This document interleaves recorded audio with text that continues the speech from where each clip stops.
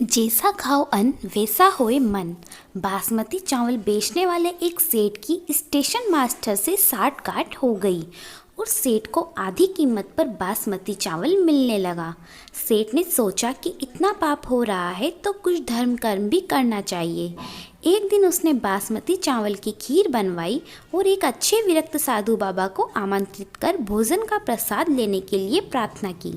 साधु बाबा उसकी प्रार्थना को स्वीकार करके प्रसाद लेने के लिए आ गए और बासमती चावल की खीर खाई। दोपहर का समय था। सेठ ने कहा, बाबा जी अभी आप आराम कीजिए, थोड़ी धूप कम हो जाए फिर पधारिएगा। साधु बाबा ने बात स्वीकार कर ली। सेठ को किसी की पेमेंट मिली थी, ₹10 लाख, जिसमें ₹100 की गड्डियाँ थीं। यह रकम उसी कमरे में रखी हुई थी जहाँ साधु बाबा विश्राम कर रहे थे। साधु बाबा आराम करने लगे। खीर थोड़ी हजम ही हुई थी। साधु बाबा के मन में आया कि इतनी सारी गड्डियाँ पड़ी हुई है, एक दो उठाकर झोले में रख लूँ तो किसी को क्या पता चलेगा। फिर मन में आया कि मैं साधु हूँ, मेरे को क्या ज़रूरत है इन पैसों की। लेकिन मन तो मन है। मन में दोबारा उल्लेख आया कि एक दो गड्डी उठा लेता हूँ, किसी को क्या पता चलेगा। साधु बाबा ने एक गड्डी उठाकर रख ली। शाम हुई तो सेठ को आशीर्वाद देकर चल पड़े। सेठ दूसरे दिन रुपये गिनने बैठा तो एक गड्डी जो कि 10,000 रुपये की थी कम निकली। सेठ ने सोचा कि महात्मा तो भगवत पुरुष थे, वे क्यों लेंगे। सेठ थोड़ा कड़क था तो उसने सोचा कि नौकरों की ही करामात है। नौकरों की धुलाई पिटाई चालू हो गई। ऐसा करते करते दोपहर हो गई।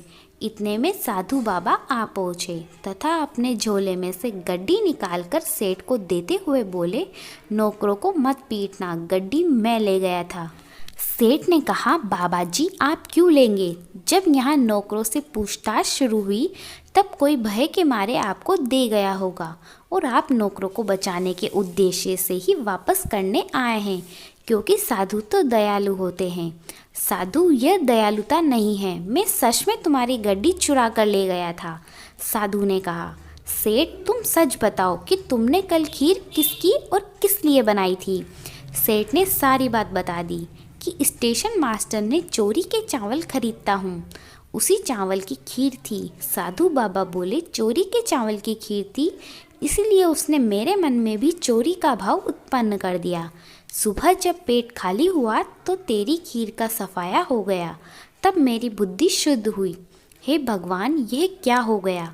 मेरे कारण बेचारे नौकरों पर न जाने क्या बीत रही होगी, इसलिए तेरे पैसे को वापस लौटाने आ गया हूँ।